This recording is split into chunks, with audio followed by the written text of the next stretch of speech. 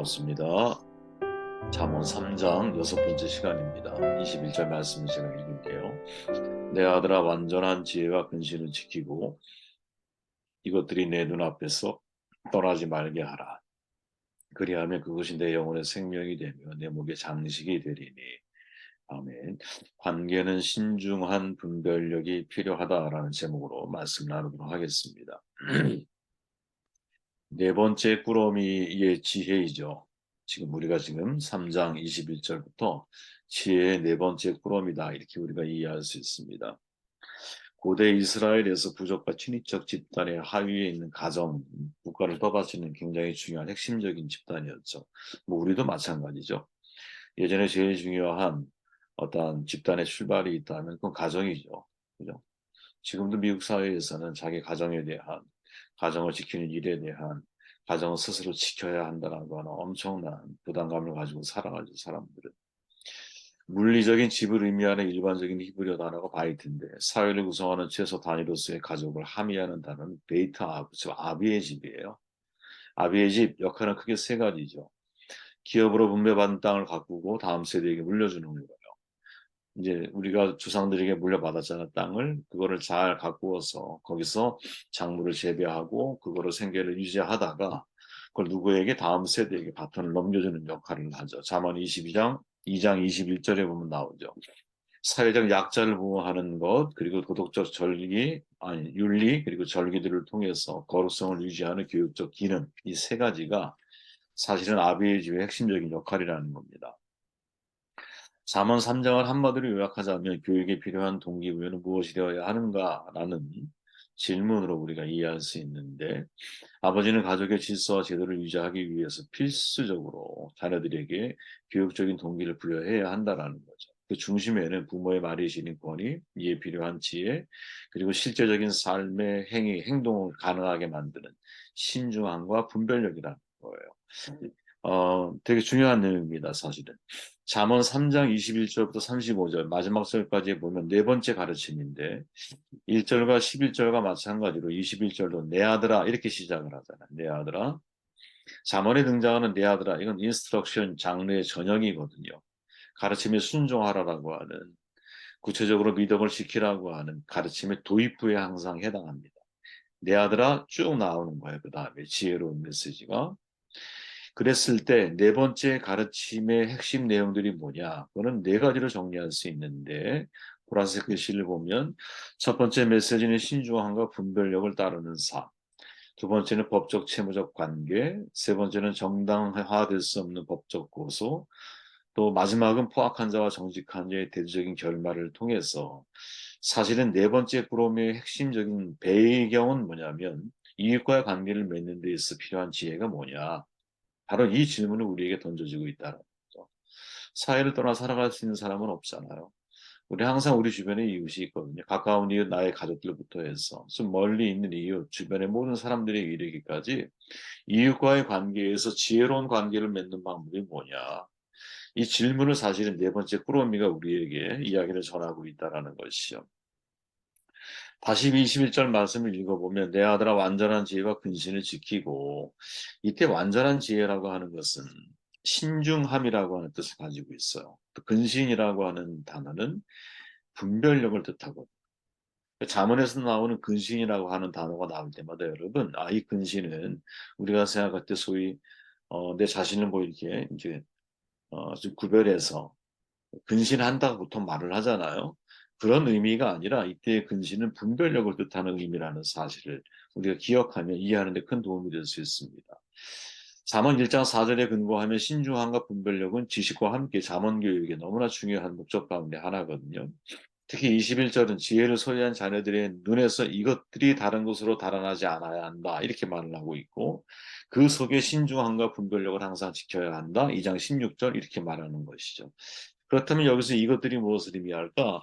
학자들은 크게 두 가지로 해석을 하는데, 첫째는 부모의 가르침, 둘째는 신중함과 분별력을 의미한다, 이렇게 이야기를 하는 거예요. 그렇게 네 번째 가르침이 지혜의 꾸러미에서 이웃과 관계성을 맺을 때 우리가 가져야 할 중요한 삶의 태도, 그것은 신중한 분별력을 가져야 되는 거죠. 신중함과 분별력을 갖추는 사람이 되어야 한다라는. 참 저는 의미 있게 생각을 해요. 아, 사람과 관계를 맺을 때는 되게 신중해야 되는. 신중함이 만약에 상실되었을 때는 관계를 더 악화시킬 수 있고, 신중함이 강화되었을 때는 더 좋은 관계로 나아갈 수 있다라는 것이죠. 신중함과 경솔함의 분별은 그나마 쉽다고 저는 봐요. 신중의 반대말이 경솔함이잖아. 신중과 경솔을 구별하는 것은 쉬워. 근데 신중함과 망설임을 분별하는 것은 쉽지가 않고. 내가 신중한 건지 아니면 망설이고 있는 건지, 사실은 이 두 가지를 여러분 엄밀하게 분별한다는 게 쉽지가 않아. 하지만 사실은 분별을 해야 하는 것이죠. 내가 사람과의 관계 혹은 사람과 함께 어떤 일을 진행해 나아갈 때 내가 정말 신중한 태도를 가지고 그 일을 하고 있는 건지, 관계를 맺고 있는 건지, 아니면 망설이는 가운데 내가 있는 건지. 인생은 여러분 선택의 연속이잖아요. 선택의 순간 모든 일에 신중한 사람과 적극적인 사람으로 구분이 되거든요. 사람들은 늘 많이 깊게 생각을 해. 또 한참 뒤에도 생각에 다시 빠져서 생각 자체가 숙성될 때까지 기다렸다가 겨우 결론을 내리는 사람도 있어요. 결론 뒤에도 행동하기 전에 다시 신중해지는 사람도 있어. 우리 속담이 있잖아요. 돌다리도 두들겨보고 건너가. 그죠? 아는 길도 물어봐. 얕은 데도 깊게 건너야 하는 사람들이 있어요. 그죠? 어. 이와 달리 모든 일에 여러분 지나치게 적극적인 사람도 있거든요. 이런 사람들은 행동을 먼저 하죠. 생각은 뒤에 해. 그 어느 쪽에도 속하지 않은 보통 사람들은 신중함과 적성 사이에서 갈등하고 망설이고 주저하며 살아가는 거예요. 이해되세요, 여러분? 신중한 사람이 있어. 그리고 어떤 사람은 여러분 생각보다 행동을 먼저 하는 사람이 있어. 그죠? 근데 이 둘 사이에 있는 사람이 있다라는 거예요. 그게 뭐냐? 망설이는 사람들이라. 망설이는 사람. 여러분 사회적 동물이잖아요. 사람은. 사람들 눈치 안 보고 살아가기 어렵거든요. 이런저런 일을 이런저런 이유로 망설이며 인생을 살아가. 그 와중에 어떤 사람은 영리하게 여러분 소신 따로 행동 따로의 삶의 전략을 선택하며 살아가기도 하고. 서울대 교수가 한 말이었어요. 이 망설임은 여러분 이리저리 생각만 하고 결정하지 못하는 상태를 가리키거든요. 이게 정신분석학적 용어로는 양가 감정이라고 보통 표현을 해요. 예를 들어 하나를 이렇게 내가 보잖아요. 그러면 긍정과 부정을 같이 느끼는 거야. 예, 긍정과 부정을. 제가 이제 예를 들어 음식점을 선택할 때 저는 제가 이렇게 망설이는 것이 있어요. 왜 그런가 이렇게 돌아보면 그게 먹고 싶기도 하고 먹고 싶지 않기도 한 거야. 그리고 더 맛있어 보이는 가게가 생각나는 것도 있고. 뭐 그러다 보니까 여러분 제가 가끔 이렇게 이제 뭐랄까요? 아내한테 그런 지적을 당해요. 어, 빨리 하나 정하라고. 근데 이것도 먹고 싶고 저것도 먹고 싶은 거죠. 그리고 그게 전에 맛있었는데 이게 오늘 맛있을까? 뭐 이런 생각이 들기도 하고. 저만 그런지 아니면 여러분 그런지 모르겠지만 아무튼 그런 망설임의 상황들이 양가 감정이라는 것이 충돌하면서 사실은 나를 선택하지 못하게 만드는 자리에 세운다라는 거죠. 그건 신중함도 아니에요. 신중함과 망설임을 구분해야 한다. 왜 이야기를 하냐면 여러분 엘리야가 여러분 바알 선지자와 이제 그 갈멜산에서 싸울 때 그때 엘리야가 외친 말이 있잖아요. 너희가 어느 때까지 이 둘 사이에서 머뭇거리려느냐. 사실 여러분 이 표현이 굉장히 중요한 이제 우리에게 도전을 주고 있거든요. 지금 그들은 망설이고 있다라. 신중한 게 아니에요. 왜 망설일까? 낯선 것에 대한 두려움이 있어. 실패에 대한 걱정도 있어. 그리고 내가 무엇인가 스스로 결정을 해본 경험이 사실 훈련이 안 되어 있거나 없기 때문에 나도 모르게 타인의 눈치를 보는 거죠. 망설이는 수많은 사람들 가운데 어떤 사람은 신중한 사람도 있을 거고 어떤 사람은 적극적인 사람도 있을 거예요. 그런데 그들의 선택은 뭐냐면 그들의 선택은 그냥 망설임이라고 하는 자리에 머물러 있는 거예요. 저는 여러분 이것은 우리가 인생을 살아갈 때 신중함은 좋아요. 개인적으로도. 신중해야죠. 경솔하면 안 되지 사람. 경솔은 관계를 다 깨뜨리잖아. 모든 관계는 신중하게 우리가 이제 사건을 보고 사람을 보고 어떤 말을 할 때는 이 말을 내가 해야 할 상황인지 아닌지를 잘 분별해야 되고 이 말이 상대에게 정말 득이 되는 말일지 아니면 해가 되는 말일지 또 고려해야 되고 얼마나 진지하게 사실은 고민하며 관계를 해야 돼, 맺어야 되잖아요. 그죠? 그런데 신중함과 망설임은 다르다. 그걸 구별할 수 있어야 된다. 망설이는 사람에게 여러분 시간이 항상 문제야. 수술 환자가 있어요, 여러분. 빨리 선택해야 되잖아요. 생사를 오가고 있어. 언제까지 머뭇거릴 수 있겠어요? 수술을 할지 안 할지. 빨리 결정을 해 주어야 하는 상황들이 우리의 인생 가운데는 너무나 많이 있거든요, 사실은. 그러니까 신앙도 마찬가지죠. 내가 오늘 결단을 해야 돼. 예를 들어 내가 자녀를 위해서 부모로서 무슨 교육을 결정을 해야 돼. 그죠? 그랬을 때 언제까지 우리가 망설일 수 있겠어요? 시간을 흘러가는데. 기다려주는 거 아니거든요. 이 세상의 많은 일들이. 빨리 결정을 해야 되고. 네. 그 결정을 미루는 순간 사실은 엘리야가 백성들에게 했던 그 메시지가 우리의 마음속에 떠올라야 돼. 그러니까 그 말씀을 우리가 기억해야 한다는 거예요. 신중함과 경솔함은 구별이 쉬워. 하지만 신중함과 망설임 사이에서 내가 언제까지 머뭇거리며 인생을 살아가겠냐. 여러분, 어떤 인생을 살아야 할까? 사명유심의 삶을 살아야 되죠. 언제까지 머뭇거리십니까? 내게 시간이 그렇게 많다고 생각하십니까? 그렇지 않거든요. 그죠? 가만히 생각해 보십시오. 내일을 보장할 수 있는 사람이 누가 있습니까? 그죠? 밤새 안녕하셨습니까? 왜 이 인사가 우리에게 중요한 인사가 되었습니까? 정말 밤새 안녕하지 않은 일들이 역사 속에 너무나 많이 있었거든요. 그죠? 기억해야 합니다, 여러분. 내가 언제까지 머뭇머뭇거릴 것이냐. 내가 할 일이 있다면 빨리 해야 되는 것이고, 사명이 있다면 빨리 붙들어야 되는 것이고. 그죠? 내일은 미룰 수 없어요. 자녀들 금방 커요. 언제까지 미룰 수 있겠어요? 우리 자녀들에 대해서. 행동해야 되죠. 자, 다시 본문으로 들어가 보면 내 아들아 완전한 지혜와 근신을 지키고 이것들이 내 눈앞에서 떠나지 말게 하라. 그리하면 그것이 내 영혼의 생명이 되며 내 목의 장식이 되리니. 아까 말했죠. 선택과 결정의 연속이야, 인생. 사탄은 여러분, 우리의 시간들에 대해서 우리의 선택과 결정의 순간에 항상 개입하는 존재라고 저는 생각을 해요. 그죠? 왜? 가룟 유다를 보면 여러분 생각을 집어넣는 존재 아니야. 사탄이 생각을 집어넣잖아. 예수를 팔 스승을 팔 생각을 집어넣잖아.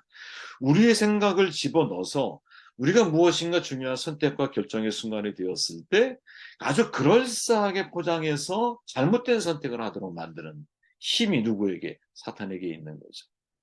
그래서 여러분 분별력, 신중한 분별력을 고민할 때는 사실은 내가 어떤 선택과 결정을 해야 하는가, 영적인 분별력에 대해서 진지하게 고민을 해야 하는 것이죠. 여러분 요나가 사명을 버리고 이제 니느웨와 정반대 길인 다시스로 가려고 할 때 마침 다시스로 가는 배를 만나잖아. 그죠? 아마 그 배를 타면서 요나는 그렇게 생각했을지 몰라요. 아, 내가 옳은 결정을 했구나. 아, 옳은 결정을 하다 보니 곧 배를 이렇게 내가 순탄하게 만났구나. 내가 이제 이 배를 타고 잘 가기만 하면 돼. 아마 이렇게 생각했을지 몰라요. 아니죠. 그 배는 파선의 길이었죠. 파선의 길이었어. 우리의 눈에 볼 때 여러분 그게 옳아 보이지. 하지만 분별력을 가지고 신중한 분별력을 가지고 보면 그것은 옳은 길이 아니라는 거야. 바울이 말하죠, 여러분. 제가 매일 예배의 기원으로 읽는 말씀이지만 그러므로 형제들아 내가 하나님의 모든 자비하심으로 너희를 권하노니 너희 몸 하나님이 기뻐하시니 거룩한 사함제물로 드리라. 이는 너희가 드릴 영적 예배니라. 너희는 이 세대를 본받지 말고 오직 마음을 새롭게 함으로 변화를 받아 하나님의 선하시고 기뻐하시고 온전한 뜻이 무엇인지 분별하도록 하라. 영적 예배자, 영적 예배를 드리잖아요. 영적 예배자가 누구냐? 영적 분별력이 있는 사람이다. 이 말이죠. 우리의 신앙이 성숙해진다라고 하는 것을 달리 표현해 보면 분별력이 높아진다. 젠센 플랭크인이라고 하는 목사님이 인생 분별하는 영적 분별력이라고 하는 책에서 이렇게 말해요. 영적 분별력을 키우려면 진짜를 아는 감부터 익혀야 합니다. 기도하고 하나님의 말씀을 묵상하면서 그분과 시간을 보내면 하나님의 음성을 아는 감각이 발달하게 되어 있습니다. 위조 지폐를 식별하는 비결은 진짜 지폐를 만지면서 몇 시간이고 시간을 보내는 것입니다. 무슨 말입니까, 여러분? 진짜 우리가 세상을 제대로 분별하려면 진짜 하나님과의 시간을 많이 가져야 된다는 거죠. 늘 제가 하는 말이었죠. 위조 지폐는 분별하는 일은 밀폐를 연구하는 게 아니야. 진짜 돈을 연구하는 거예요. 우리가 하나님 안에서 말씀으로 여러분, 말씀 안에서 진짜가 무엇인지, 진정한 삶이 무엇인지, 진정한 가치가 무엇인지, 진정한 인생길이 무엇인지, 이 질문에 대한 해답을 찾아가기 시작할 때, 그러니까 진짜를 보기 시작할 때 여러분, 가짜가 분별되어지는 거예요. 가짜가.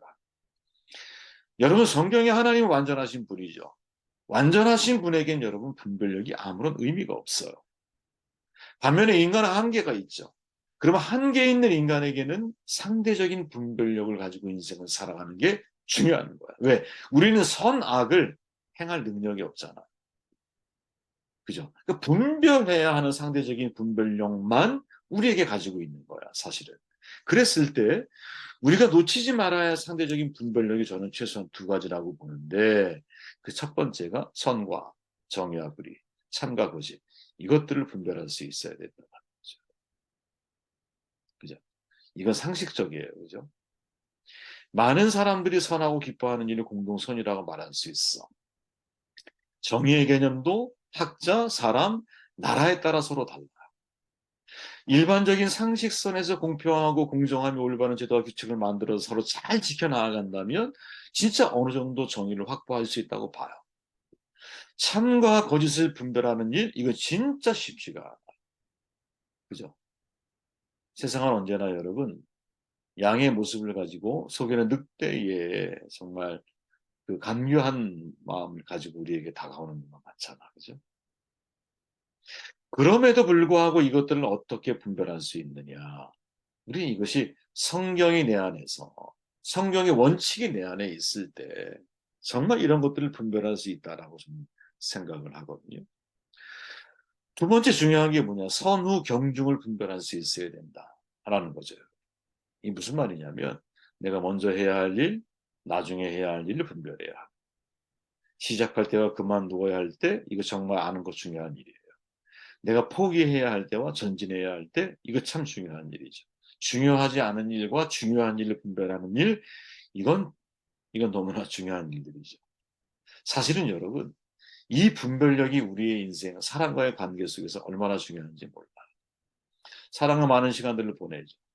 그 시간만큼 비례해서 우리가 하나님과 시간을 보내고 있나요? 그러면 과연 사람과 아무리 좋은 관계를 맺고 있다 할지라도 하나님과 맺은 시간이 없었을 때는 그 시간이 우리에게 무슨 큰 의미가 있을까? 그죠? 무슨 큰 의미가 있을까? 여러분, 내가 열심히 인생을 살아왔어요. 하지만 사명과는 정반대의 길을 걸어왔다고 한번 생각해 보십시오. 무슨 의미가 있을까요? 마지막 순간에. 내가 열심히 재산을 축적했어요. 누가 봐도 남 부러울 만큼의 내가 재산을 가지고 있어. 근데 내일 사형 선고를 내가 당했어. 곧 죽는데 나한테. 그 돈이 나에게 무슨 의미가 있을까? 다른 사람의 주머니에 들어가는 거예요. 우리의 인생에 이렇게 먼저 해야 할 일, 하지 말아야 할 일을 분별하는 건 어떤 게 진짜 무게감을 가지고 인생을 살아내야 할 과제인지 이것을 분별하는 일, 여러분 이런 분별만큼 중요한 게 어디 있을까? 그래야 우리의 시간을 건져낼 수 있잖아.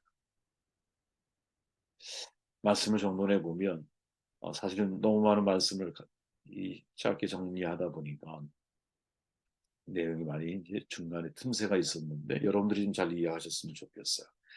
네 번째 꾸러미의 첫 번째 핵심 메시지가 뭐냐? 신중함과 분별력을 갖춰야 된다. 이게 사람과의 관계, 그러니까 모든 관계 속에서 필요한 문제라고 봐요. 모든 내가 관계 속에서 내가 사람을 신중하게 분별하면서 인생을 살아가고 때와 장소와 나의 사명을 신중하게 분별하며 인생을 살아가고 있는지, 관계 속에서 내가 신중한 분별력을 가지고 관계를 내가 맺고 있는지, 우리의 삶에 이 지혜가 정말 필요한 것이 아니겠느냐 하는 생각을 해보게